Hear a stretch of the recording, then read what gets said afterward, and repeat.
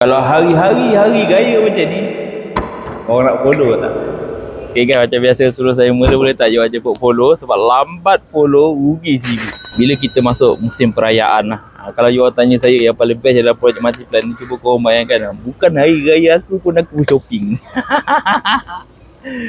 Tapi bukan, itu adalah asbab. Asbab je bila mana kita buat duit kan.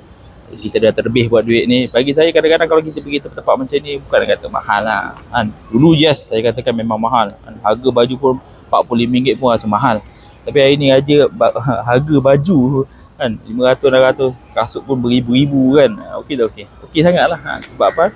Disebabkan apa? Sebabkan hari ni kalau kita ada satu platform je, platform yang boleh bayar bonus kita non-stop kan. Itu yang saya paling suka, yang saya sayang sangat lah dalam projek Multiplan ni. Sebab dah 14 tahun dah, Bik.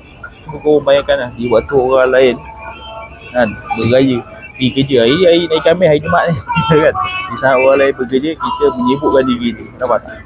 Dah tahu apa betul ni bukan orang Malaysia ni, ni orang Indon ni.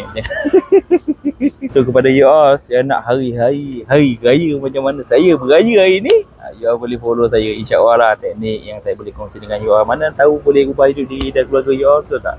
Sebenarnya hari ni kalau kita tak jadi kaya gila. Okey. So kalau korang nak kaya gila, boleh follow saya. Yang paling penting dalam projek Multiplan ni, kita buat yang senang-senang. Yang susah-susah kita bagi orang lain. Bukan soal harga tu mahal, tapi kita je belum mampu. So kalau you all nak bermampu macam saya, follow saya sekarang.